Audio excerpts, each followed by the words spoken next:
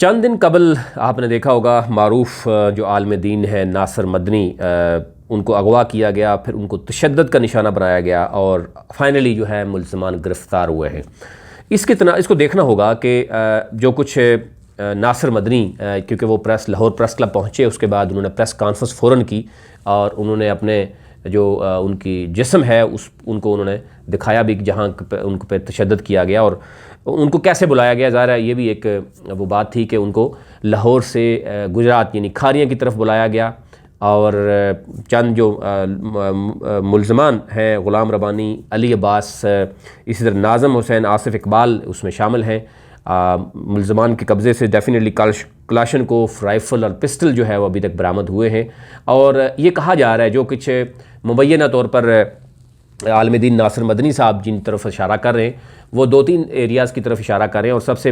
ایک اہم وہ کہہ رہے ہیں جی کہ ایک پیر صاحب کے خلاف انہوں نے بات کی تھی اور اس کے بعد یہ دھمکیاں جو ہے وہ ان کو ملتی رہی ہیں اور فائنلی ان کو بلایا گیا، ان کو یہ شو کیا گیا کہ ان کو بلایا جا رہا ہے اور دعا کے لیے کہیں بلایا جا رہا ہے یا کسی خصوصی تقریب میں بلایا جا رہا ہے۔ اس کے بعد ان کو لے کے جایا گیا اور وہاں پر ان کو تشدد کا نشانہ بنایا گیا۔ اچھی بات یہ ہے کہ پنجاب حکومت کی کارکردگی اس حوالے سے سامنے آئی ہے کہ فوراً جو ہے ملزمان گرفتار بھی ہوئے اور فوراً نشاندہی بھی ہو گئی کہ وہ ملزمان کہاں ہیں، وہ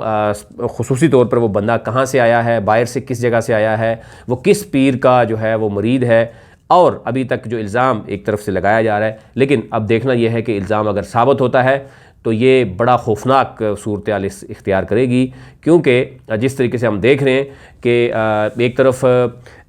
فیک جو ہے وہ پیروں کا ایک جو سلسلہ ہے وہ نظر آتا ہے پاکستان میں، اور اس میں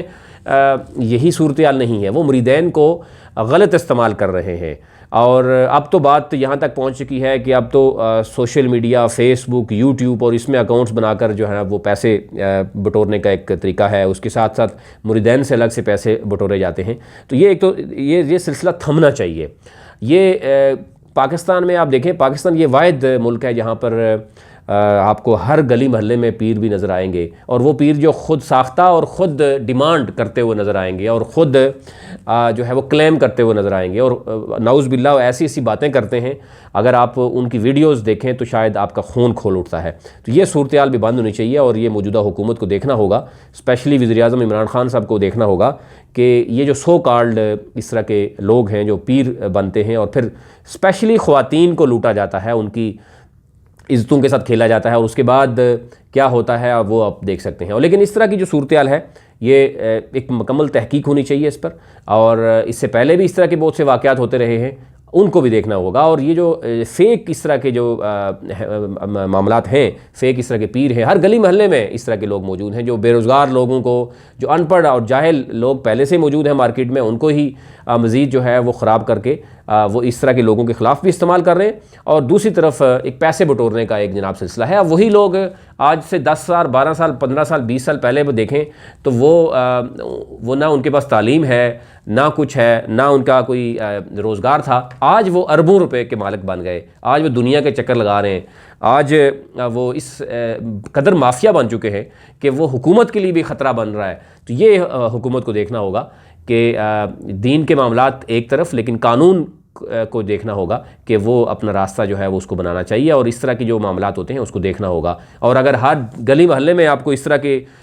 پیر نظر آئیں گے اور فیک پیر نظر آئیں گے تو پھر ظاہر ہے عوام تو بیوقوف بنتی ہی ہے، لیکن حکومت میں اس میں بیوقوف بنتی ہوئی نظر آتی ہے، کیونکہ رٹ تو گورنمنٹ نے بنانی ہے، اور اس میں ایف آئی اے اور باقی جو تحقیقاتی ادارے ہیں ان پہ بھی سوالیہ نشان اٹھ رہے ہیں کہ وہ ادارے اپنے چند پیروں کو جناب باقاعدہ طور پر ان کی بیک کرتے ہیں، اور وہ وہاں سے جو پیسہ وصول کرتے ہیں وہ بھی ایک اس پہ بھی تحقیقات ہونی چاہیے۔